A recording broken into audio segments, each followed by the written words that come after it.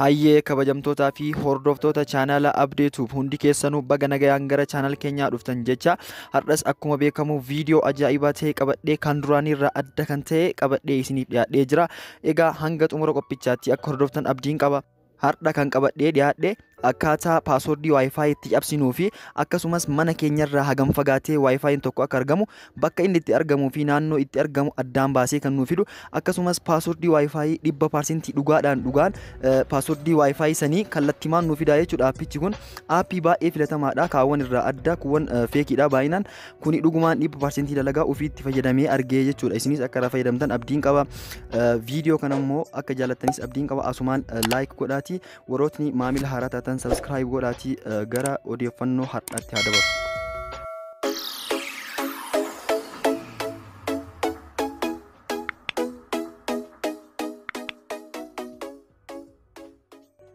Egaa gara barnootaatti dhufnee paaswordii Wi-Fi kana cabsuudhaaf yookaan argachuudhaaf aappicha tokko nu barbaachisaa jechuudha. Aappicha kana eessaa akka argannu dhumarratti isinitti himaa jechuudha.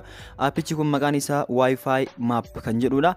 Wi-Fi Map kana fayyadamnee bakka Wi-Fi itti argamuu fi akkasumas paaswordii cabsuu dandeenya jechuudha. Karaa salphaa ta'een hanga xumuraatti asumaan hordofaa karaa salphaa ta'een isinitti mul'isuudhaaf deema. Viidiyoo kana immoo akka jaallattan abdiin qaba. Kunoo asumaan aappicha keessa seenaa jirra jechuudha. Xiqqoo isin obsitu sanbooda ni dhufa. Sanbooda kunoo I accept kan jedhu san tuuxanii jechuudha jala kan jiru.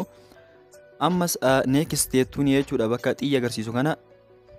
Ammas yeroo takkaaf next jettuuni. Sanbooda enable location jechuu qaba. Locationin banamuu qaba dirqamaa jechuudha. Akkasumas data fi locationin banamuu qaba. Waan kana gochuudhaaf allow jennaani. Sanbooda kunoo try for free kan jedhu san yeroo takkaaf ni cuqaasna. Erga sanii bifa kanaan dhufa. Kana booda kunoo akkuma argaartan kana bifa kanaan nu dhufa. San booda kunoo I accept kan jedhu san filannaa jechuudha. San booda eega isa goonee booda bifa kanaan nu dhufa get started dha jalqabuudhaaf jechuudha. Amma yeroo takkaaf get started kan jedhu san tuqnaa jechuudha. Egaa san booda kunoo bifa kanaan banamee jira jechuudha. Kunoo akkuma argaartan kaartaadhaa fi akkasuma Wi-Fi niishoo keessatti argamu bakka itti kalaa'u san bakka itti kalaa'utti argamu nuuf fidaa jechuudha. Kunoo akkuma argitan Wi-Fi kana fidee jira jechuudha. Paaswordii isaa wajjin kunoo akkuma argaartan fidee jira.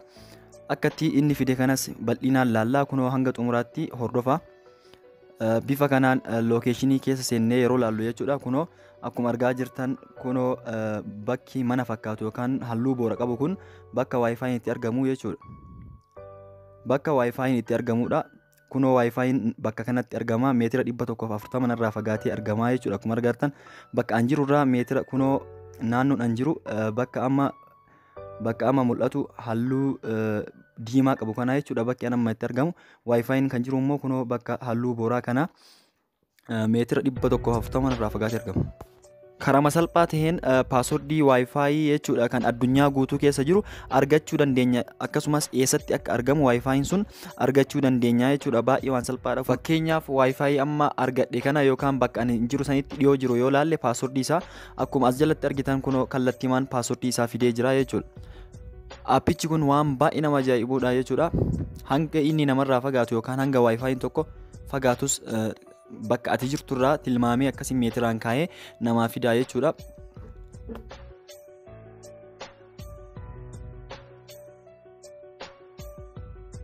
Akkuma asirratti argaartan bakki Wi-Fi jiruu fi bakki an jiru hagana walirraa fagaatee argamaa jechuudha.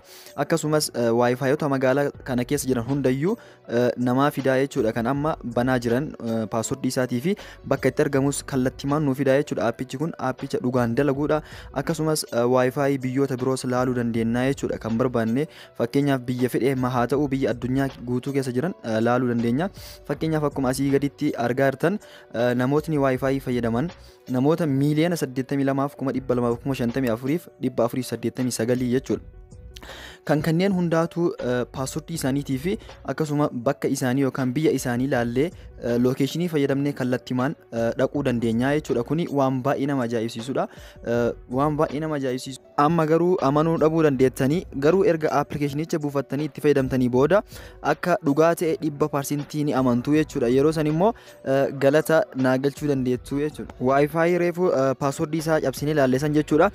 Bakki argamni isaa akkuma argartan Itoophiyaadha. Itoophiyaa keessaa immoo magaalaa Diinshoo jedhamtu keessatti argama jechuudha. Kun akkuma argitan eega paaswordii Wi-Fi fi akkasumas bakka inni itti argamu beeknee wanti nu dhibu tokko illee hin jiru.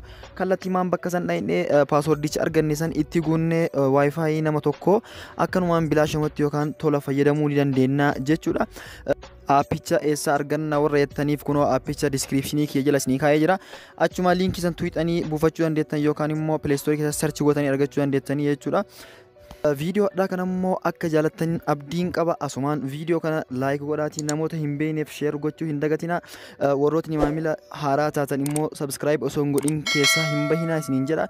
Sabskiraayib godhaatii viidiyoo guyyaarraa guyyatti hanga dhiisu argadhaa isiniin jedha. Viidiyoo ajaa'ibaa qabadha hanga isinii dhufutti nagayaan tura.